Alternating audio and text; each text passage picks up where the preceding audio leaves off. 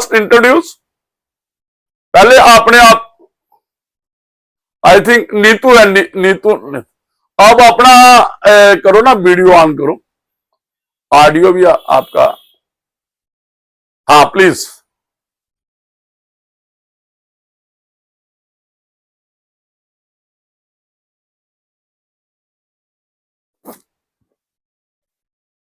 किसमें कह रहे हो? इसके इंटरव्यू की बात कर रहे हो? इंटरव्यू की बात कर रहे हो? भाई बहुत सारी। तो देखिए जो इंटरव्यू है ना, देखो ये आपने एक बात मैं आपको कर दूं बात, कि ये स्पेसिफिक क्वेश्चन के मार्क्स नहीं होते वाइवा में।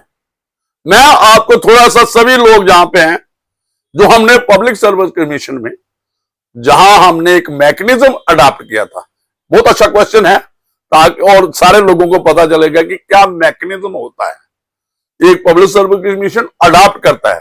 होता क्या है कि सबसे पहले आपको क्वेश्चन किया गया, जैसे मैंने पूछा, किसी को 5 क्वेश्चन पूछे, जरूरी नहीं है उसको 5 आए, 2 भी आए, उसका है कि उसने जवाब कैसे दिया, पर्सनैलिटी इधर उधर की बातें तो नहीं की, सिंसियर है, क्योंकि सबसे बड़ी बात है आपको जॉब करनी है, आप नहीं आता स्ट्रेट फॉरवर्ड, तो आपने इधर उधर और जो दिया है प्रिसीजन से दिया है जवाब।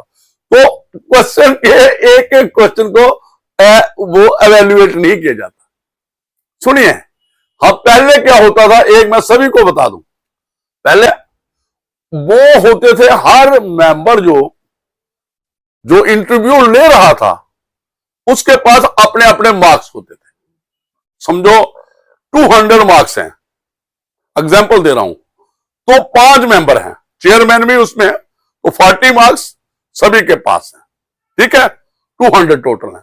तो वैसा अब नहीं है, जो Jammu and Kashmir public service ने अडॉप्ट किया है, और मुझे लगता है बाकियों ने भी वही किया। उन्होंने क्या किया कि आप इस स्टूडेंट ने क्या परफॉर्मेंस है, जब पूरा इंटरव्यू हो जाता है तो डिस्कशन होती है अमंग मेंबर्स अंडर द, जो हेड करता है गाइड, जो चेयरमैन। उसके बाद उसको फिर हम एक करते हैं कि ये ए ग्रेड में आना है, ए ग्रेड के भी 3 ग्रेड बनाए होते हैं, बी ग्रेड के भी 3 ग्रेड बनाते हैं, 3 सी ग्रेड के भी, ये कोडिफिकेशन में मार्क्स भी होते हैं, A grade, A1, A2, A3, उसके फिर एक, उसके बाद भी कंसेंसस बनता है, यार इसको कहां रखना है, A1 में रखना है, B2 में रखना है, C में, तो वो कंसेंसस से जो मार्क्स आते हैं ना, वो एक ही मार्क्स आएंगे, बोर्ड के मार्क्स आएंगे। ये अडॉप्ट किया गया, ये नहीं है कि 200, जैसे मैंने एग्जांपल दी कि किसी ने 40 दे दिए, किसी ने वो पहले होता था, अब बहुत फेयरनेस है। देखिए, जिस बच्चे ने रिटन एग्जामिनेशन में अच्छी परफॉर्मेंस की तो उसको कोई प्रॉब्लम नहीं है, उसकी सिलेक्शन हो जाएगी, क्योंकि पहले क्या होता था, इंटरव्यू वाइवा बोस कई बार ये जो आपका रिटन का मेरिट था उसको डिस्टर्ब करता था, अब वैसी बात नहीं। और एक और बताया, जो प्राइम मिनिस्टर ऑफ इंडिया ने, उन्होंने कहा था कि नॉन गेस्टेड के लिए कुछ सर्विस इंटरव्यू रखे नहीं, लेकिन हम ये कहेंगे कि जो गेस्टेड सर्विस है, एक डिसीजन मेकिंग चेयर पे बैठाना है कि जज बनाना है, तो इसमें पर्सनालिटी टेस्ट जरूरी है। लेकिन ये नहीं है कि ये वाला जो इसका रिजल्ट है, जैसे आपने कहा है कि कोई 2 आंसर के पे वो नहीं होते, मार्क्स नहीं होते, इवैल्यूएट वैसा नहीं होता, ये कंसेंसस बनता है बोर्ड का, बोर्ड अकॉर्डिंगली मार्क्स देता है। Please, anybody else who wants to ask any question?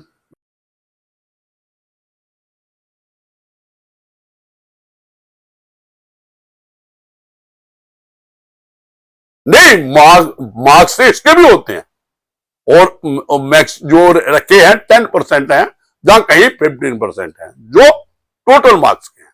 1000 होगा तो 100% या 150 होंगे। ये डिपेंड्स अपॉन कि पब्लिक सर्विस कमीशन आपका स्टेट का कैसे डिसाइड करता है। मार्क्स हैं, लेकिन मार्क्स कंसेंसस से एक जैसे मिलेंगे। मतलब वो नहीं है कि एक मेंबर ने दे दिए, मैंने जैसे एग्जांपल दी 40 उसके पास है तो 30 दे दिए, दूसरे 10 दे दिए, वैसा नहीं, ये कंसेंसस जाएंगे। तो एक मैं सभी जो लोग जहां हैं मैं इनको सभी जज बनने जा रहे हैं, तो ये पता होना चाहिए कि ये जो जज बनना है ये भी इसका भी कॉन्स्टिट्यूशनल मैंडेट है। आर्टिकल जो 233 से लेके ये चैप्टर आपका 6 है, और आर्टिकल 233 से लेकर 237 तक, और स्पेसिफिक जो सिविल जज के लिए है वो 234 है, और उसमें जब डिस्ट्रिक्ट जज के लिए जो कॉन्स्टिट्यूशन का प्रोविजन 233 है। तो ये कॉन्स्टिट्यूशनल मैटर है।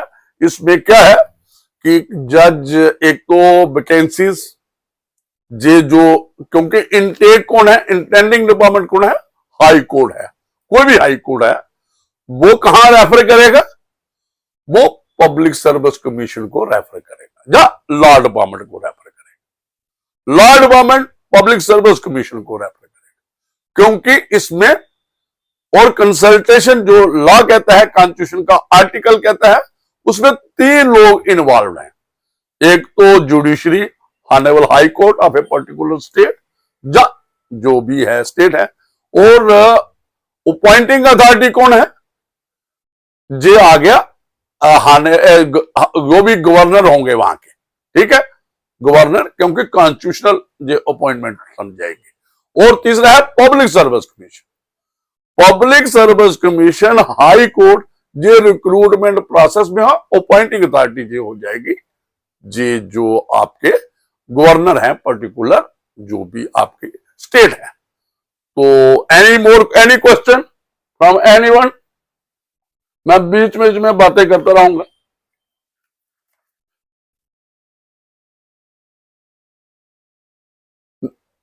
देखिए एक और, हाँ प्लीज एनीवन, तो मैं आगे का क्वेश्चन ये बताऊंगा प्लीज। हाँ, प्रणाम प्रणाम, गॉड ब्लेस यू।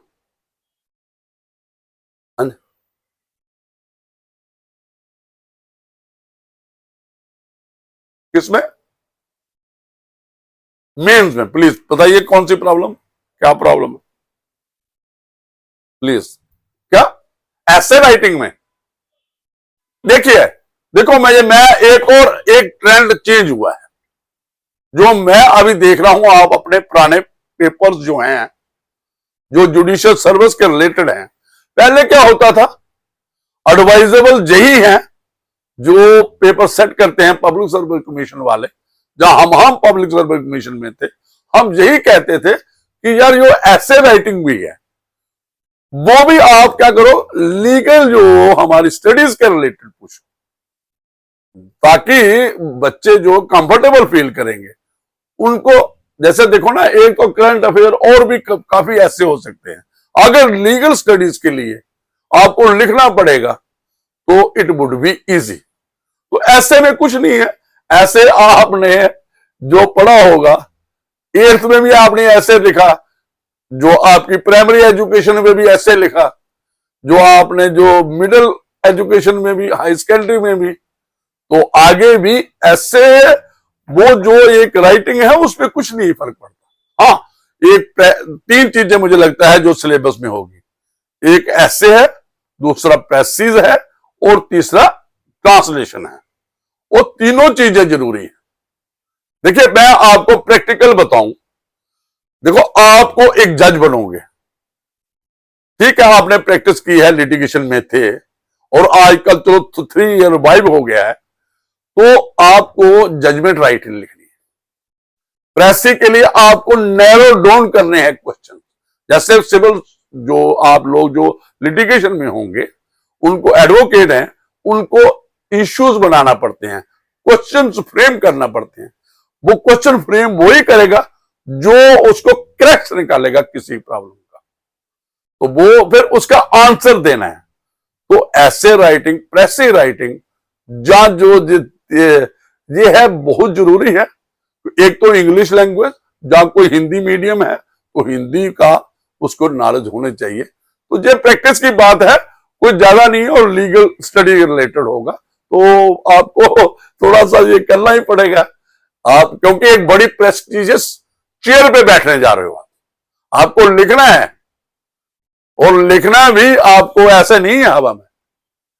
आपको पहले क्या फैक्ट्स हैं, क्या कंट्रोवर्सी है, नैरो डाउन करनी है, क्या एविडेंस आई है जब फैसला लिखना है, कोई जब कोई इंटरम या जो इंटरलोक्यूटरी आर्डर लिखना है, कोई जजमेंट देनी है, तो इट इज, तो फिर इसलिए ऐसे वाला तो छोटी बात है।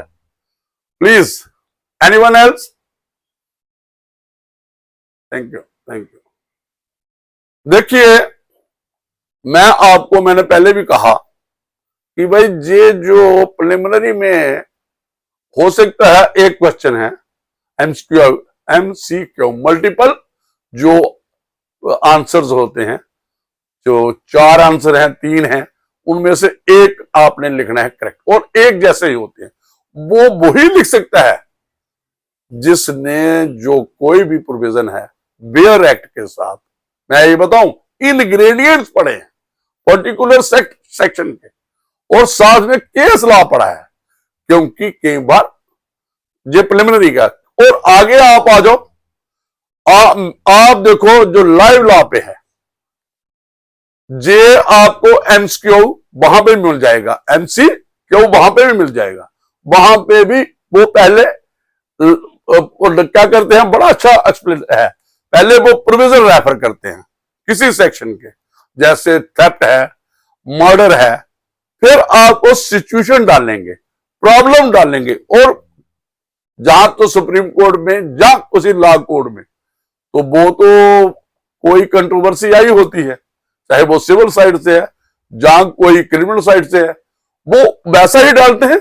और फिर देखिए है क्या, फिर एप्लीकेबिलिटी ऑफ लॉ कैसे करना है, ये तो एक आपको, जो जैसे मेरा यूट्यूब चैनल है कानूनी व चर्चा का, तो हम रोज एक सुप्रीम कोर्ट की जजमेंट डिस्कस करते हैं, सिविल साइड, क्रिमिनल साइड या कॉन्स्टिट्यूशन साइड, और दूसरी जो भी रिलेटेड प्रॉपर्टी, जब, और उसके साथ ही मैं क्या करता हूं, पहले सेक्शन बेयर एक्ट का पर्टिकुलर प्रोविजन बनता हूं, फिर उसको सपोर्ट से, किस सपोर्ट से, जो जजमेंट रिसेंट आई, ताकि जो सुन रहा है, जो इस पे है, ऐसा ही आपके मेन एग्जामिनेशन में एक क्वेश्चन आते हैं, वहां प्रॉब्लम डाली जाती है और उसका आंसर दिया जाता है। और एक और आपने क्वेश्चन देखे होंगे जो मेंस में आते हैं, कुछ कॉन्स्टिट्यूशन जैसे है,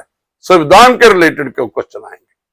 क्या आएंगे आपको बताइए, बेसिक स्ट्रक्चर ऑफ कॉन्स्टिट्यूशन क्या है, कौन सी जजमेंट है जो बेसिक स्ट्रक्चर के जे रिलेटेड है, और गोल्डन प्रिंसिपल जो फंडामेंटल राइट्स का है, गोल्डन जो ट्रायंगल है, ये कौन सी जो आर्टिकल बनाते हैं, कौन से फंडामेंटल राइट्स हैं जिनको हम गोल्डन ट्रायंगल कहते हैं, ये भी एक क्वेश्चन है, ये पूछा जाता है। जे उसमें आपको आइडिया होगा कि गोल्डन ट्रायंगल कैसे बनती है, और सबसे इंपॉर्टेंट जो आर्टिकल है, आर्टिकल 14 है, क्योंकि वो इक्वालिटी के बारे में बात करता है, और आपके पास 19 है जो फ्रीडम के रिलेशन बात करता है।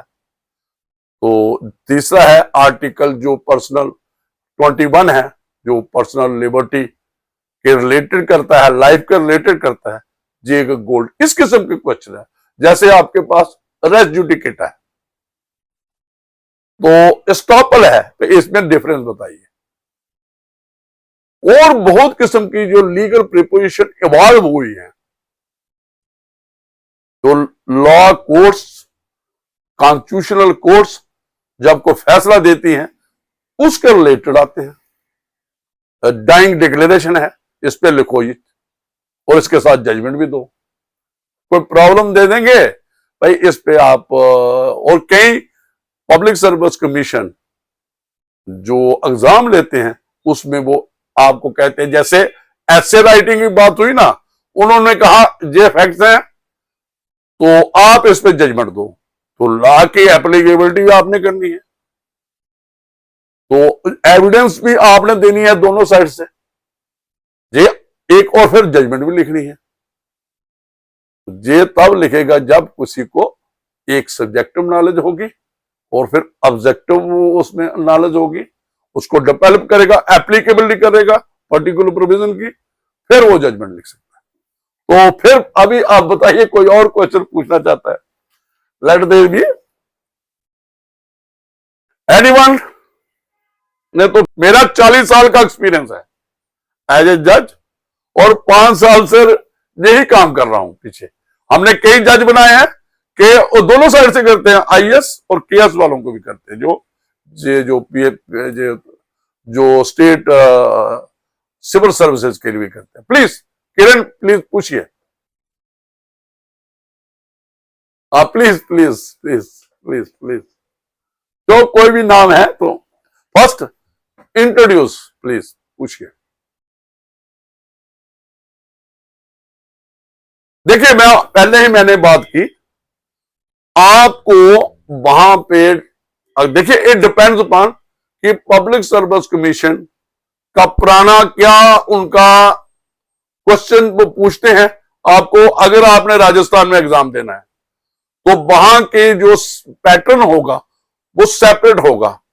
कई इंग्लिश को प्रेफरेंस देते हैं, कई जनरल नॉलेज को देते हैं, करंट अफेयर्स को देते हैं, हिस्ट्री को प्रेफरेंस देते हैं, दो साइंस और आर्ट्स के क्वेश्चंस को कहते हैं। तो जो ये वाला जनरल स्टडीज के मुताबिक है ना, जीएस का जो मल्टी चॉइस क्वेश्चन होंगे या प्रिलिमिनरी में क्वेश्चन होंगे, वो आपको एक जनरल नॉलेज, एक जनरल स्टडीज होने चाहिए और तभी आप आंसर दे सकते हो।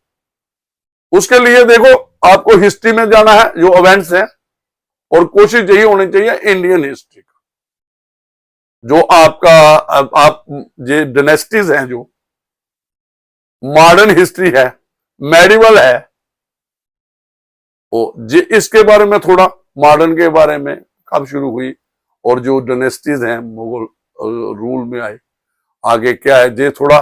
फिर दूसरा आपका है इस पे करंट अफेयर्स, वर्ल्ड में क्या है इस वक्त, क्या है, थोड़ा सा इसके बारे में। और आपने कुछ क्वेश्चन जो आपने साइंस और आर्ट का है, ये डिफरेंट किस्म के होते हैं, इसको आपने